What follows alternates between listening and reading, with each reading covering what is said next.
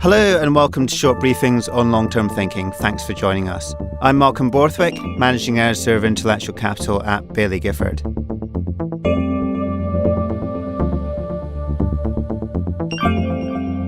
A shopping centre in Kirkcaldy, Fife, not far away from us here in Edinburgh, sold for £310,000 earlier this year. That's less than the average price of a flat in London. It was held up as another example that online shopping is destroying bricks-and-mortar retailing. This is an easy charge to make, but it's not the whole story, according to Milena Mileva, Joint Manager of Baillie Gifford UK Growth Fund, who joins us in the studio. More on that shortly. But before we start the conversation, some important information. Please remember that as with all investments, your capital is at risk. Milena, fashion. This is the main retail segment that you look at. It's also been one of the hardest hit. We've seen House of Fraser, New Look and Marks & Spencer dramatically cut costs. Nearly a quarter of all fashion spending is now online, and that's something that's commonly blamed for store closures. Do you think this is fair? Yeah, I mean, it is fair to an extent, I think. There's no question that technology and online shopping have had a profound impact on consumer behavior. And as a consequence of that, then it put a significant challenge to established practices of retailers in areas from marketing, inventory management, pricing, fulfillment. However, it's a very simplistic narrative, I think, and I think we need to move on from that narrative because I don't think it really shows you the full picture. If we look beyond the present and, say 5-10 years from now, which is what we do as very long-term investors, things might look quite differently. There'll be a lot of, what are called brick-and-mortar retailers that might thrive, that they're not doomed to fail. And equally, some of these online challengers, as they're being described, that people think, they've got the path to everlasting glory. I think some of them might fail to live up to expectations.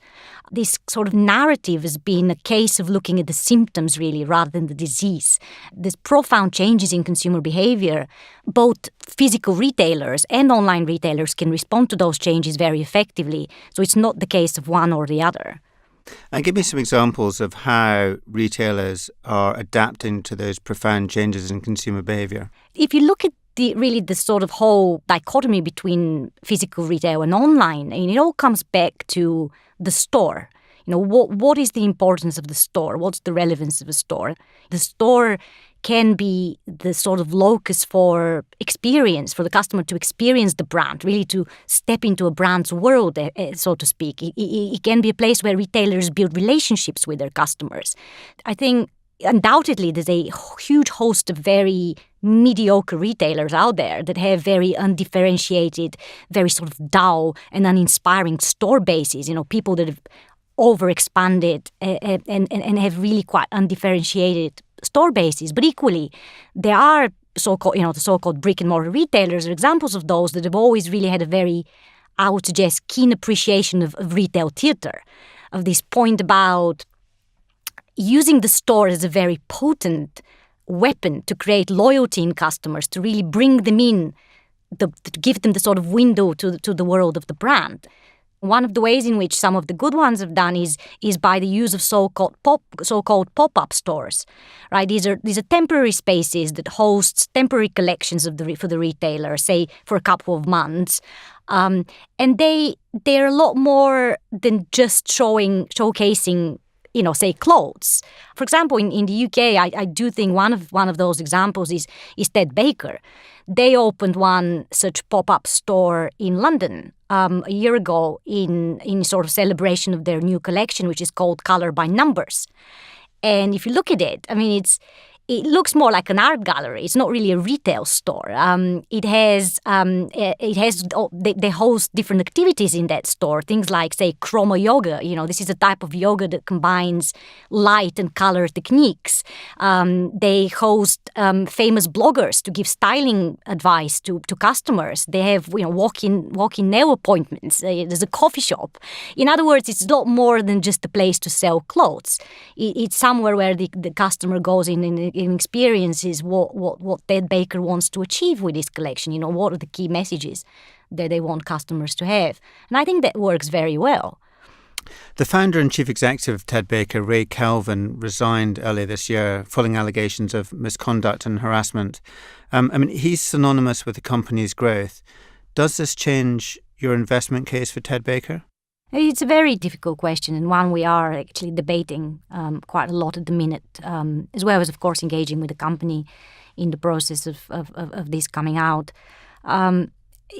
We do believe that Ted Baker is a very strong brand, and he is very well placed to adapt to a lot of the changes which we are taking place in the retail sector and which we're talking about today. However, we also believe very strongly in the importance of long-term leadership that the founder, Ray Kelvin, has had on the company and its success.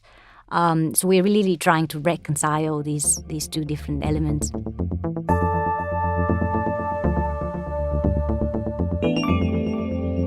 You mentioned earlier, Milena, the constant desire from consumers for both change and choice, and this has been brought about by online shopping. How retailers manage their inventory is also important, isn't it? Yes, it's crucial, in fact. The days of mass inventory approach, this approach where retailers try to be everything to everyone and produce many items of the same thing, it's really over, and it has been exposed by the very nimble, responsive business models of the online fast fashion companies in particular. It's incapable of dealing with that insatiable appetite for change and for novelty. So again, I think retailers that are successful are those that are responding effectively to this change. And a good example here, it comes really from the world of luxury brands. Here in the UK, I would give Burberry as an example of a company that I think is doing interesting things. In particular, they are trialing this initiative called the B Series, which basically involves introducing new lines of product on the 17th of each month. So you create that, you satisfy that desire for excitement and for novelty by introducing new items very, very frequently, but they do so in limited edition. So there's a limited edition, a limited number of each of the items they're introducing in these drop collections, these capsule collections each month, and they're giving consumers the possibility to purchase them only for 24 hours. So what you're doing is this very neat interplay between, let's satisfy the desire for novelty and for excitement and for buzz, but at the same time create this feeling of desirability, of hype. There's only limited amount of these things available, so people really want to get their hands on them, and they sell out. So it's an interesting response and a novel approach to inventory that I think other retailers can learn from. And people always demand things that are scarce, don't they? Indeed, exactly. It's a deliberate undersupply of product, which basically creates even further desirability in the consumer's mind. How do these artificial barriers between online and bricks and mortar create investment opportunities for you? Oh, it does at the minute, I think, because the market, the valuation multiples that the market is willing to attach to what people perceive as traditional brick-and-mortar physical retailers are very different from the ones that they're willing to attach to, say, an online-only retailer. The latter camp are on quite significant valuation multiples, whereas the former are sort of beaten up and unloved stocks. And whilst there might well be some justification in either of those cases, I think, as I said, I think the story is much more subtle than what people are making it out to be. The differentiation between online and bricks and mortar maybe not always helpful, but also quite blurred, because although we see bricks and mortar companies going online, we're also seeing the reverse happening as well at the moment, aren't we? Yeah, no, absolutely. It's a great point. You say about imitation being the best sort of form of flattery, right? And that's exactly what's happening. There's some really successful online-only brands, people that started off as entirely digital brands. The likes of Warby Parker in the US is a great example. Allbirds, which is a sustainable trainer company, is super hot at the minute in the US and now here in the UK. These guys started off as entirely digital brands, but they are actually now opening stores. And I think that's it speaks to what we've been talking about. Stores are a lot more than just a place of transactional activity.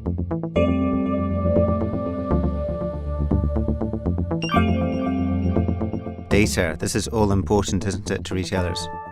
Hugely important, and I think the one of the big weaknesses with physical retail is that there's so much data that is still generated in stores. I mean, there's so many customers. Most transactions, say 25% is online in broadly apparel in the UK, in this country, but the quality of that, there's so much there's still going on in stores, and you're dead right in the sense of this. People don't really do anything with that data, right? But I mean, if you're more of an optimist, the interpretation you take from that is there's so much that technology can do to make physical retailers better in that regard, right? And it's what some people refer to as augmented retail. What's augmented retail? Well, partly it speaks to this ability to really harness the customer data that you have from people walking in the stores and make good things with it. There's a great example here. I think a company called Farfetch. I think these guys are doing interesting work in this area. Farfetch is actually an online business. It's an online platform that connects luxury consumers that buy luxury goods with brands and luxury boutiques. Is this a UK-based company? It is a UK-based company. It's a UK headquarter company who's listed in the United States. And it is the top e-commerce destination for luxury goods in the world by traffic. I think last year it became that.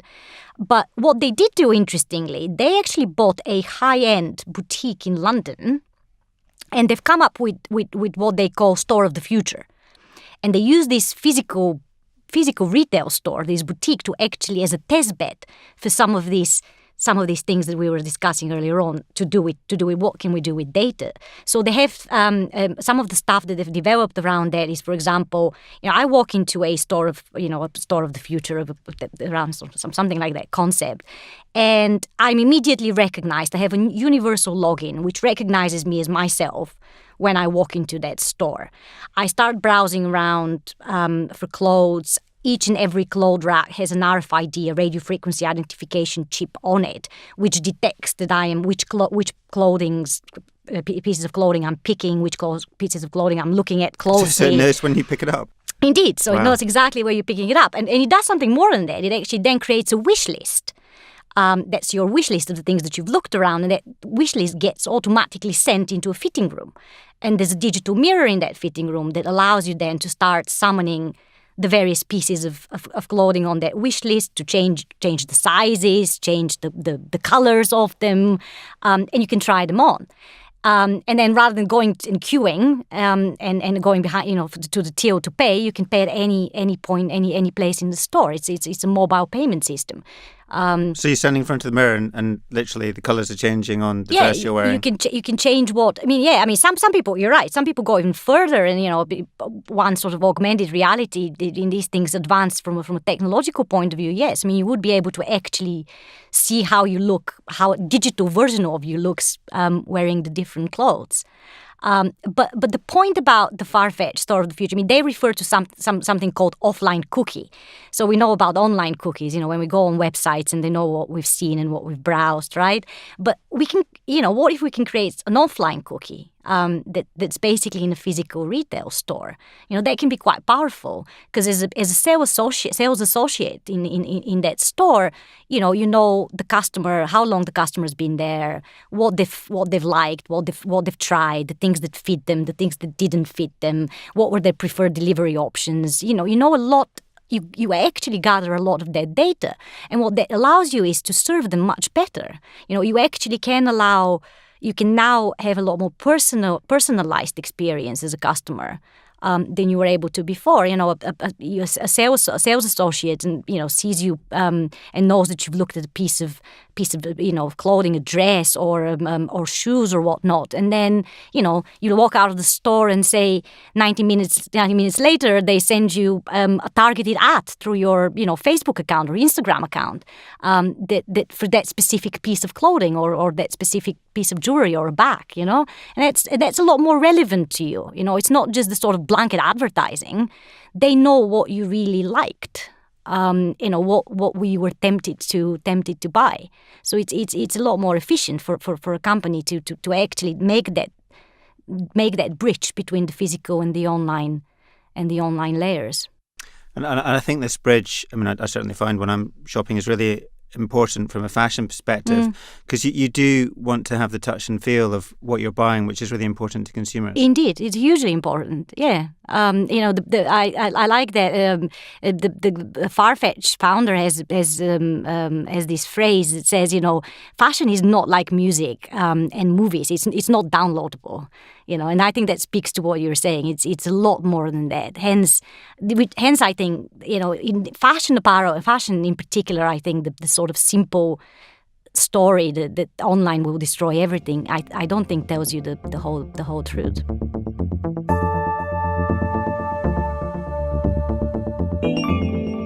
And as a consumer, what do you look for when you're shopping for fashion? I look for inspiration and individuality, I guess. As a consumer, you want to people express themselves through clothes. We know that. We've always known it. And I think retailers that allow people to do that are the ones that I think are quite successful personally. They speak to me. The problem, Malcolm, is that I can't even do shopping anymore. Sort of forget about my investment analysis when I go into stores. I go into stores thinking about, I'll go into a Ted Baker store thinking about, I must check how the store looks. It's more with my critical hat on than my consumer enjoying the experience hat on. And have you ever gone into a new store and thought, actually, this is a company I should be thinking about investing in because they get the consumer experience? Yeah, definitely. I think it goes back to what I was saying earlier on, the way that the stores are the window to the soul of the brand. And if they're done well, they tell you a lot about what this brand stands for and what its identity is. And if that fits with what you want, then it's a fantastic way. So it's somewhat, I think, is the retailers that are not afraid. They don't want to have all the customers. They want to have the customers that fit what they want to do. And they don't want to be everything to everyone. It's the ones that really try to get the customers that will be loyal to them because they understand what they're trying to do.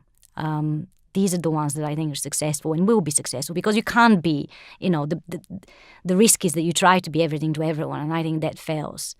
Because consumers quite often get alienated, and the ones that you acquire end up not being very loyal to you. Milena, thanks very much for joining us on the podcast. Not a problem. My pleasure.